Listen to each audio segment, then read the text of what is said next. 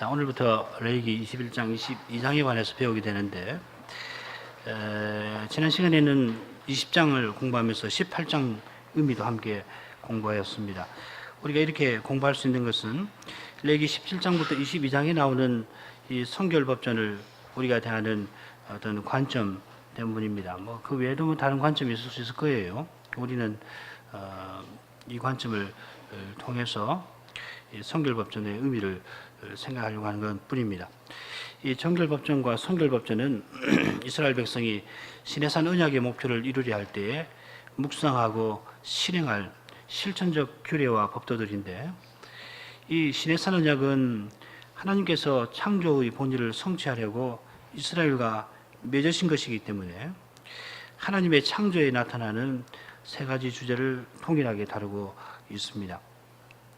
시내산 언약의 목표를 구현하는 실천 규례로서 이 정결법전과 성결법전은 언약의 백성이 재창조의 세계에 들어가서 구원을 얻는다는 것은 재창조의 세계에 들어가는 것이죠. 들어가서 그 세계에서 거룩하고 새로운 사회를 구현하라고 주신 것입니다. 그래서 이 규례들은 자연히 삼위일체 하나님께서 태초에 세상을 창조하시면서 세우신 규례들, 창조 규례, 즉 노동과 음식, 혼인과 가정, 선악과 금정을 통해서 하나님을 가까이 하고 하나님과 교통하는 규례들, 이걸 안식일 규례라고 할 수 있을 거예요. 이런 규례들을 다루게 됩니다. 그래서 전에 살핀 대로 정결법전과 성결법전은 세 가지 핵심 주제를 중심으로 각각 제사장 나라의 사명과 거룩한 백성의 사명을 어떻게 이룰 것인가 하는 것을 다루어 나가는 겁니다. 창세기의 세 가지 주제가 음식, 혼인과 가정, 하나님의 거룩하심이라 이렇게 간략하게 표현할 수 있는데, 이걸 좀 더 확대하면은 인생이 세계를 어떻게 대할 건가, 인생이 다른 사람을 어떻게 대할 건가, 나아가서 궁극적으로 하나님께 어떠한 태도를 취할 것인가 하는 것을 다루는 겁니다. 이 주제들은 간략하지만 완벽한 세계관을 형성한다 할 수 있습니다. 세계와 인생과 하나님에 관한 포괄적인 태도를 교훈하는 것입니다. 여기에 안식일 규례를 배우면은 소위 역사관이 보완될 겁니다. 이런 호방한 세계관이 하나님께서 이스라엘과 맺으신 시내산 언약 안에 반영되지 않을 수가 없을 겁니다. 그런데 여호와께서 이 성막 제도 안에 이런 세계관을 담아 놓으신 것입니다. 사람이 먹고 사는 문제, 세상에서 일하는 문제, 그러면서 다른 사람과 인륜관계를 맺고 사는 문제, 하나님 앞에서 그 거룩하심 앞에 어떤 태도를 취하는가 하는 문제가 성막 제도에 집중되어 다루어지게 하신 겁니다. 그러니까 이 성막은 새로운 세계입니다. 우리가 새 창조로서의 성막 의미에 대해서 우리가 전에 배웠지 않습니까? 이는 창조의 본의가 여호와께서 친히 세우신 중보직임을 통해서 성취될 것을 가리키는 겁니다. 우리는 이 사실을 그리스도 안에서 확인할 수 있습니다. 바울 사도의 교훈대로 하나님의 능력이 그리스도 안에서 역사하여 그를 죽은 자 가운데서 살리셨는데요. 그 능력의 실질이 죄와 허물로 죽은 우리 인생을 다시 살리고 하나님과 교통할 수 있게 하신 데서 드러났습니다. 그런데 그 실질은 곧 하나님 나라와 하나님의 군석과 하나님의 성전으로서 교회 세우시는 데에서 구현되어 나가는 겁니다. 그러니까 이 교회가 우리 교회죠.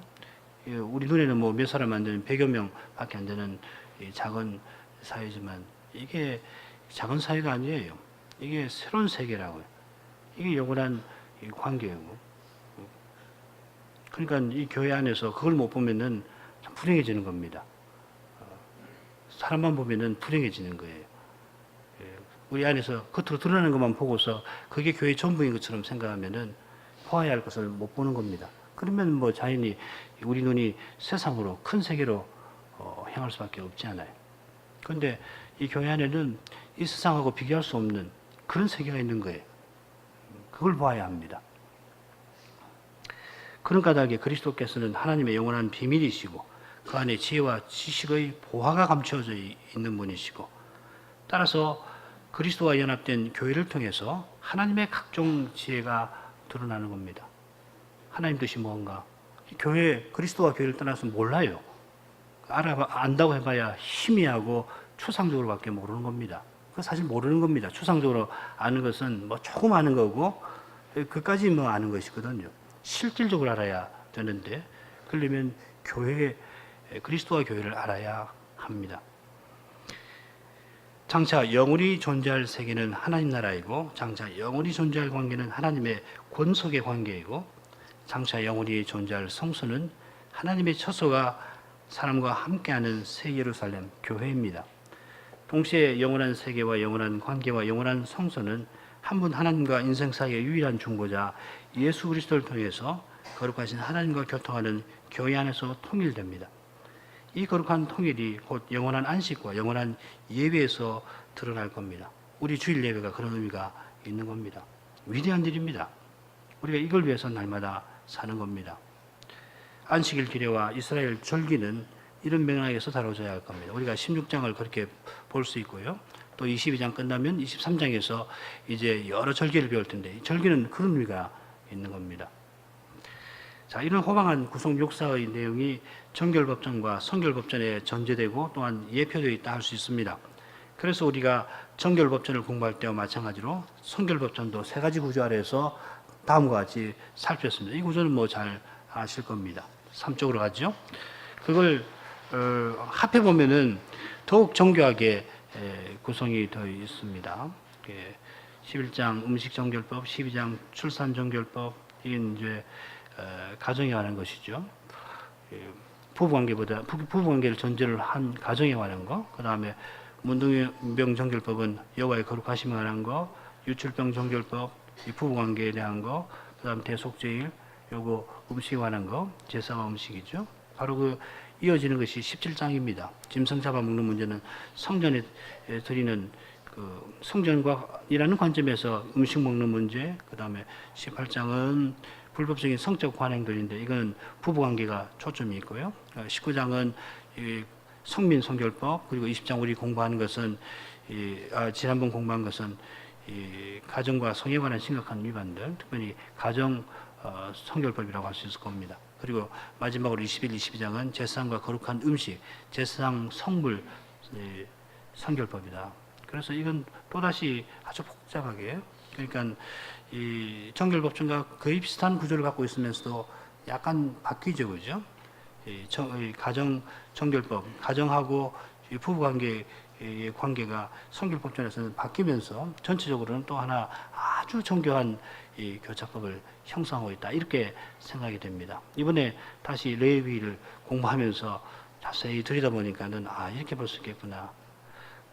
뭐 이건 참고하십시오. 뭐 이거 꼭 외우실 필요 없습니다. 자, 그러면 21장으로 가죠. 자, 마지막에서 우리가 마주칠 주제가 무엇인지 짐작할 수 있습니다. 음식과 여호와의 거룩함이고 또 혼인도 역시 들어옵니다. 마지막 결론이니까 이 모든 주제가 다 들어오는데 특별히 이 음식이라는 관점에서 다루어지고 있습니다. 자, 이런 점을 유념하면서 21, 22장 개요를 살펴봅시다. 먼저 21장 개요를 보고 오늘은 9절까지만 볼 수 있을 겁니다. 머릿말. 이 레위기 21장의 첫 부분 21장 1절부터 15절은 여호와께서 모세에게 이르시는 말씀인데, 모세들어 아론의 자손 제사장들에게 구하라 하셨습니다. 그리고 둘째 부분이 시작되는 16, 17절에는 여호와께서 모세에게 이르시되 아론에게 구하라 이렇게 되어 있습니다. 성경 안 읽지 않겠습니다. 그런데 그 첫 부분의 내용을 간단히 보면은 먼저 제사장이 백성이 어른이니까 시체를 가까이 하지 말라.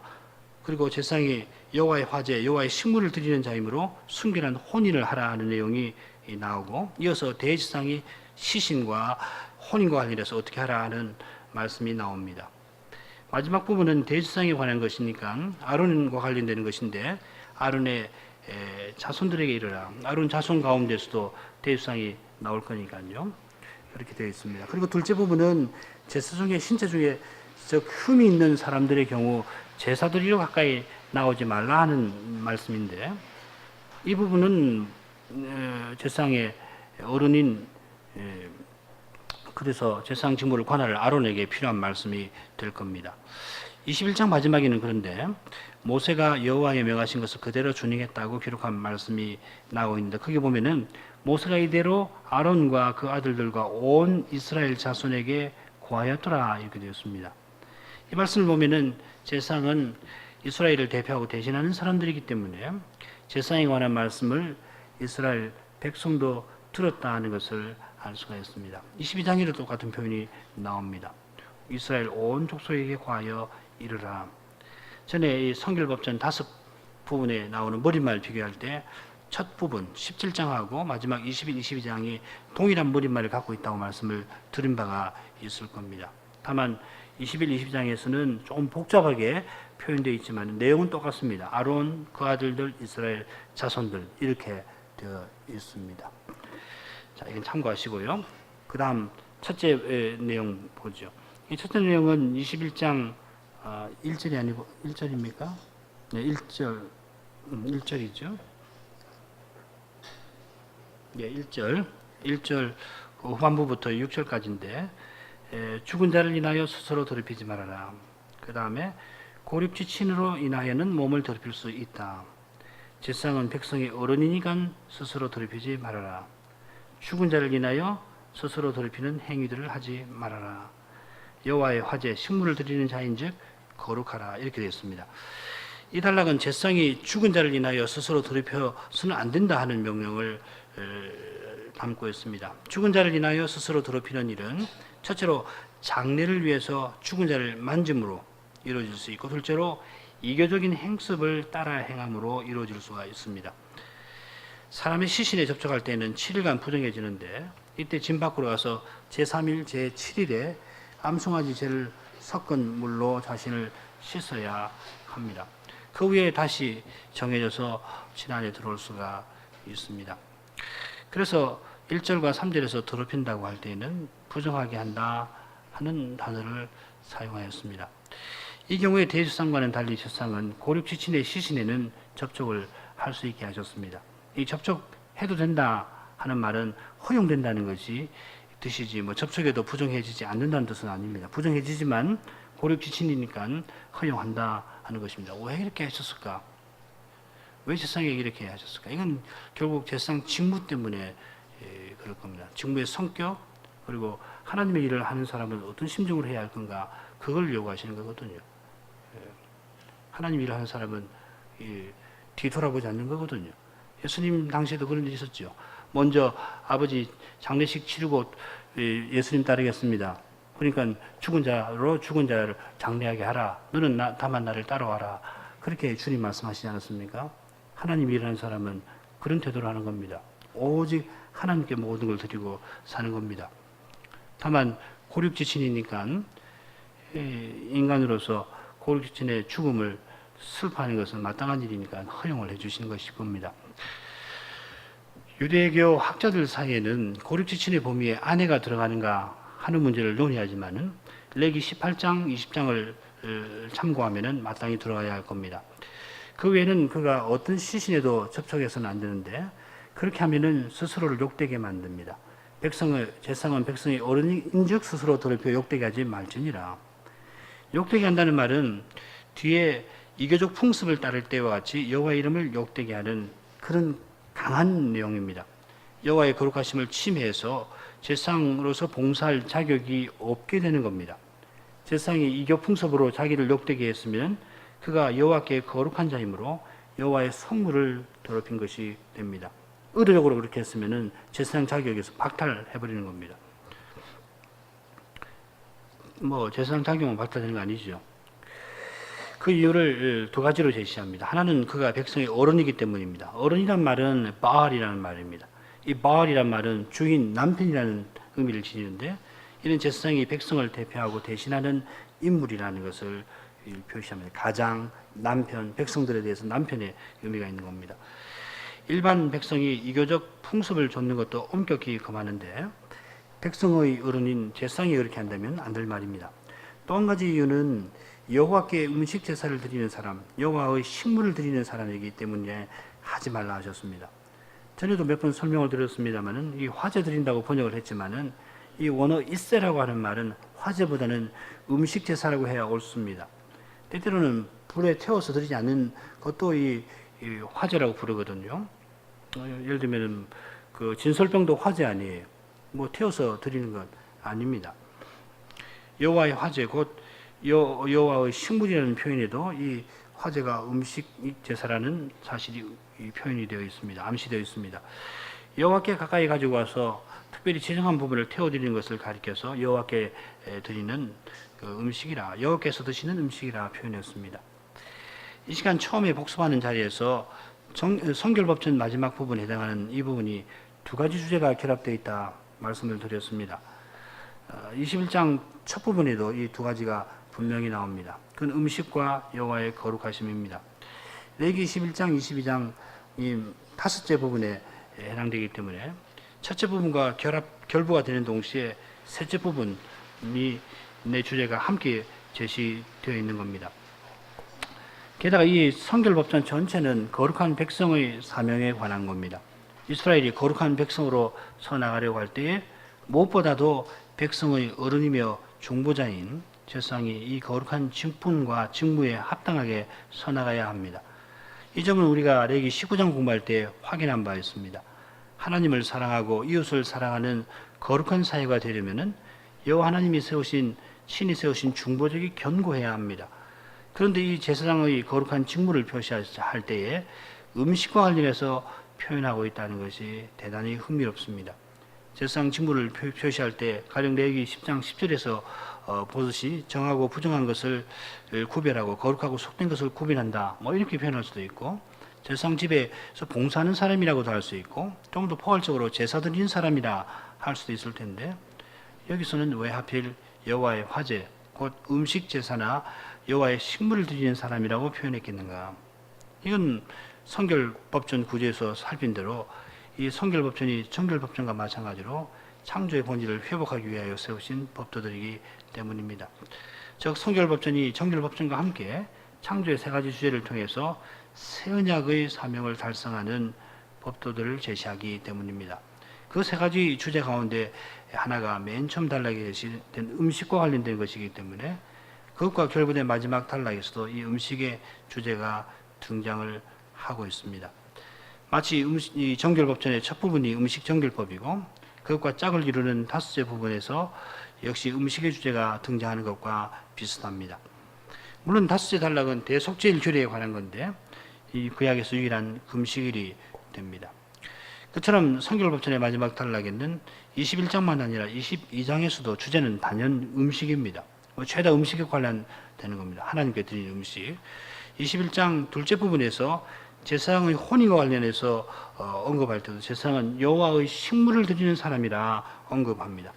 마지막 부분에서 신체적인 흠이 있는 사람은 제사장 노릇을 하지 못한다 할 때도 마찬가지로 언급하고 있습니다. 그러면서도 이 신체에 흠이 있는 아론의 자손은 여호와의 성물, 지성물이나 성물에는 참여할 수 있다. 그게 음식 문제를 다루고 있죠. 22장으로 넘어가면 전체가 여호와의 성물, 곧 여호와의 화제에 관한 이야기입니다. 그런데 여기서는 음식이라는 주제가 통상적인 의미에서 음식과는 다르게 제시되어 있습니다. 우리가 흔히 먹는 음식이 아니라 여호와께서 드시는 음식과 관련된 내용입니다.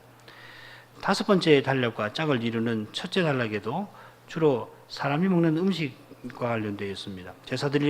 제사에 드릴 수 있는 고기를 먹는 문제, 사냥한 고기를 먹는 문제, 부정하게 해진 고기를 먹는 경우 피는 먹어서 안 된다 하는 금령입니다. 물론 여기서도 이 초점은 성전에서 제사 드리는 일과 관련해서 이 음식 먹는 문제가 제시되어 있고, 레위기 11장, 16장에도 성막에 나아가느냐 하는 문제와 관련해서 음식 먹는 문제가 제시되어 있습니다. 즉 먹는 문제가 단독으로 존재하지 않고 성막 예배와 관련되어 다뤄지고 있습니다. 태초에도 우리 인생이 먹는 문제가 단독으로 존재하는 게 아니라 여호와 하나님이 인생에 주신 사명과 관련되어 있는 것과도 마찬가지일 겁니다. 그럴지라도 11장, 16장, 17장에서 말하는 음식은 주로 사람이 먹는 음식입니다. 그런데 여기서는 사람이 먹는 음식보다는 여호와께서 드시는 음식입니다.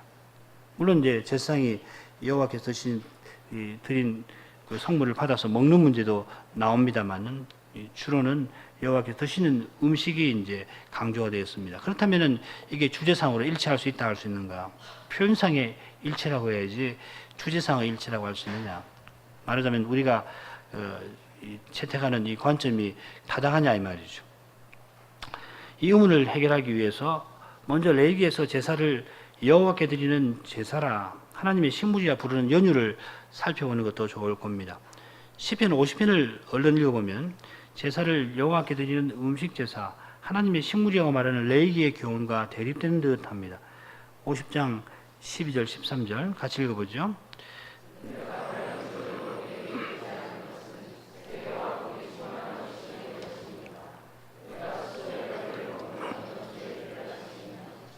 여호와께서 어떤 분이신가를 조금이라도 안다면은 하나님이 수소의 고기를 먹고 염소의 피를 마신다, 도무지 생각할 수 없습니다.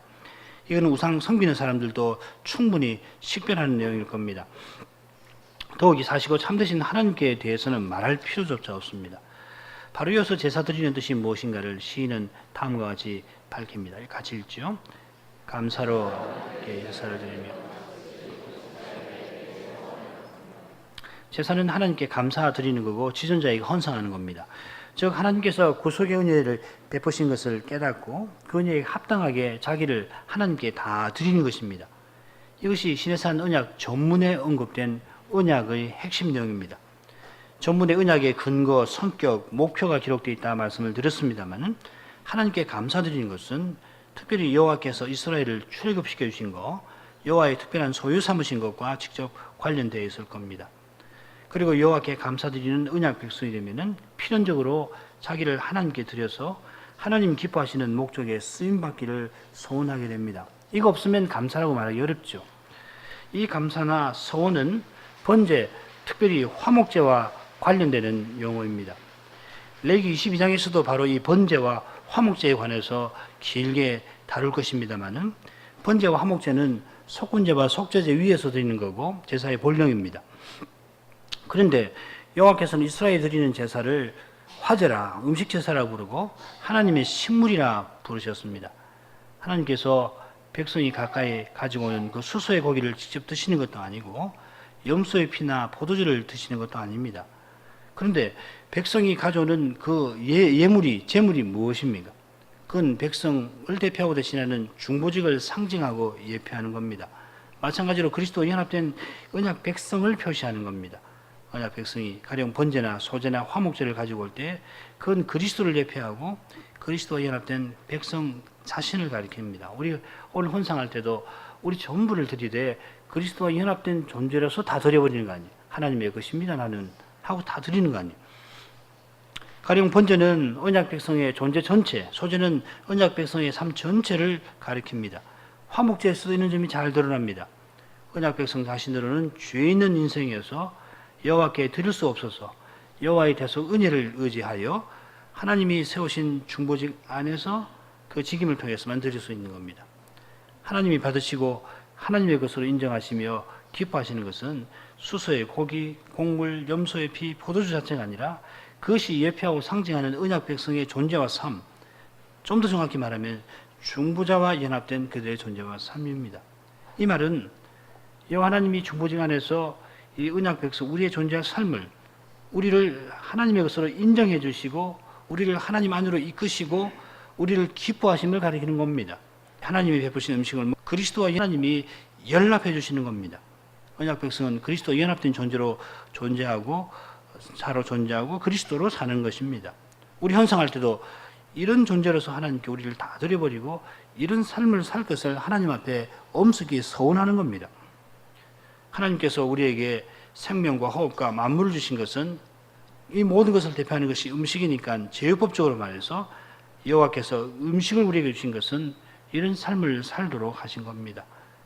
원래 하나님이 인생에게 음식 주신 것은 인생이 하나님의 형상답게 하나님을 늘 가까이 하며 그 주신 일을 수행하라 하신 것입니다. 그런데 타락한 이후에 인생의 본의를 이룰 수 있는 그 길은 오직 그리스도입니다. 음식을 주신 목적에 대한 이런 교훈의 내용은 주님이 친히 말씀하신 말씀과 결부할 때 더욱 잘 이해될 겁니다. 요한복음 4장 34절 같이 읽어보죠. 예수께서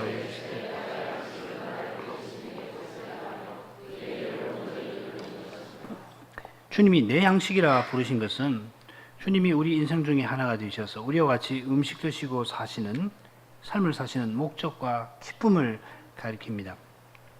주님은 아버지께서 인생에게 주시는 모든 선한 것, 그걸 대표한 음식을 이런 의미로 이해하셨습니다. 이것이 하나님이 즐겨받으시는 제사, 곧 그리스도인의 존재와 삶입니다.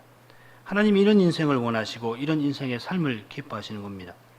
하나님께서 우리 인생에게 그리스도를 주신 것은 우리가 그리스도를 믿어서 그리스도와 연합되어 우리도 이 그리스도와 같은 존재가 되어 그리스도와 같이 삶을 살도록 하신 겁니다. 우리도 그리스도 안에서 하나님이 기뻐하시는 제사를 드리며 살라 하신 겁니다. 같이 히브리서 13장 15, 16절을 읽죠. 이러므로 우리가 예수로 말미암아 항상 찬미의 제사를 하나님께 드리리라. 이는 그 이름을 증거하는 입술의 열매니라.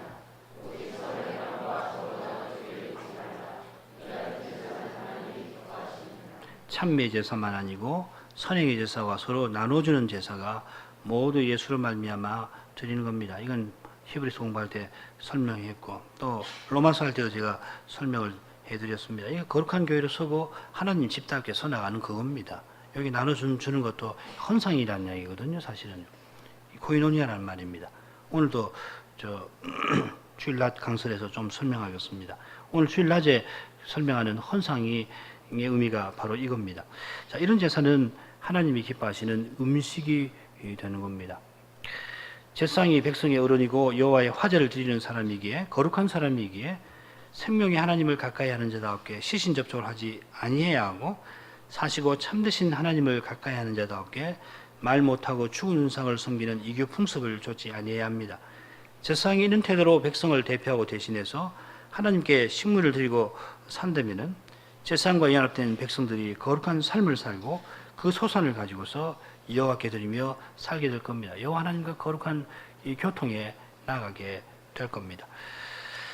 자, 그 다음 달라고 하죠. 7절부터 9절. 제사장은 여호와께 거룩하니 부정한 혼의를 하지 말아라 하는 거고, 제사장은 하나님의 식물을 드리는 자이니 그를 거룩히 여기라. 제사장의 딸이 행음하여 아비를 욕되게 하면 불살라 버리라 하는 겁니다. 21장 첫 부분에 나오는 돌대 내용은 제사장과 혼인의 문제입니다. 그러니까 세 가지 주제가 다 지금 21, 22장에 함께 나오는 거죠. 제사장은 부정한 혼인에 들어가서는 안 되는데 이는 그가 여호와께 거룩한 자로서 하나님의 식물 드리는 사람이기 때문에 그렇다 했습니다. 그러므로 이스라엘은 제사장을 거룩히 여겨라 하였습니다. 같이 한번 읽어보죠. 그를 거룩히 하게 하라.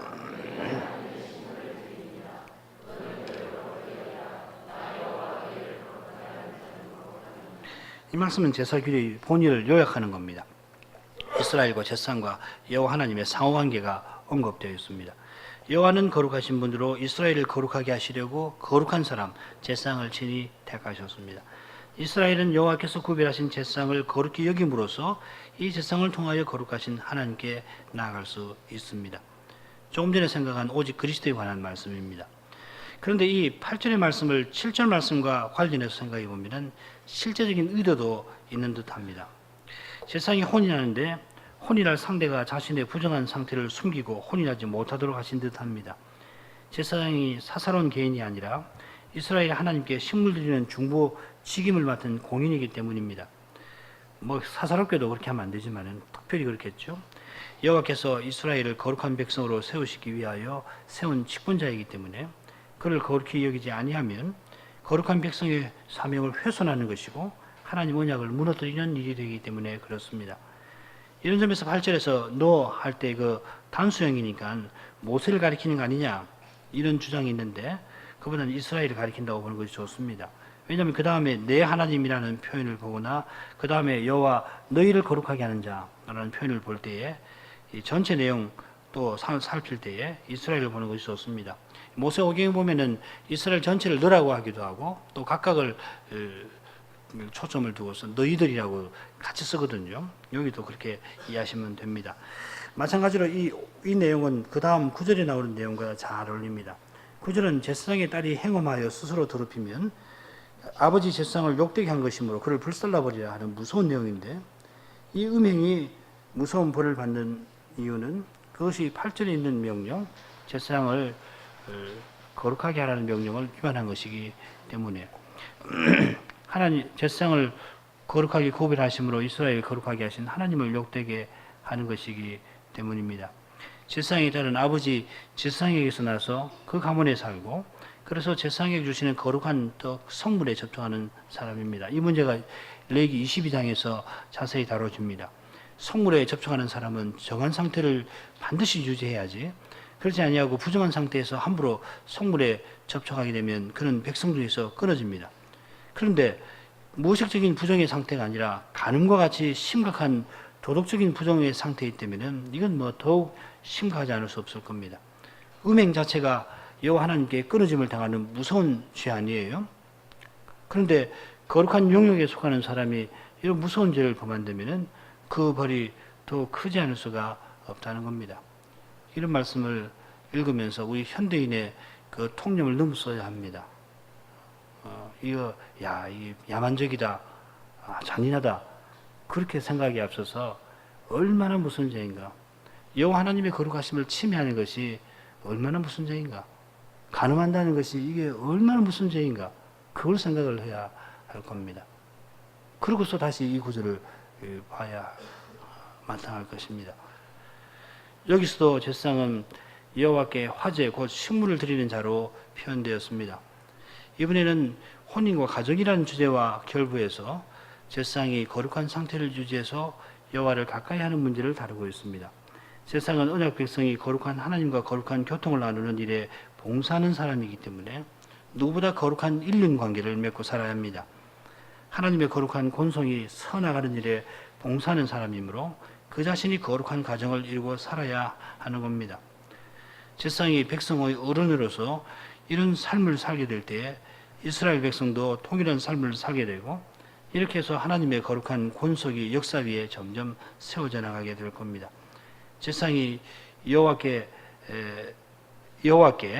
곧 하나님의 식물을 드리러 나가는 목적이 아버지이신 하나님의 사랑의 권고와 거룩한 다스림 아래서 거룩한 사회, 거룩한 권속이 세워지는 데 있다는 것입니다.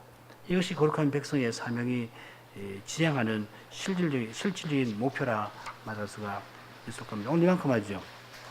같이 기도하겠습니다. 거룩하신 아버지, 저희가 레위기 율법에서 그리스도의 교훈을 터득하기를 원하오니 이런 저희 심정을 살펴주시고 저희 소원을 들어주셔서 저희가 하나님의 모든 말씀에서 그리스도의 진리를 점점 깨닫는 자리에 이르러, 그래서 점점 그리스도로 행함으로 아버지를 기쁘시게 하며 살게 해 주시옵소서. 그리스도께서 아버지의 뜻을 행하시고 그 기뻐하시는 뜻을 성취하시는 것을 주님의 지상의 양식으로 삼으신 것처럼 과연 거룩하신 아버지께서 저에게 주시는 모든 선한 것을 통하여 저희가 그리스도와 같이 행할 수 있게 하여 주옵소서.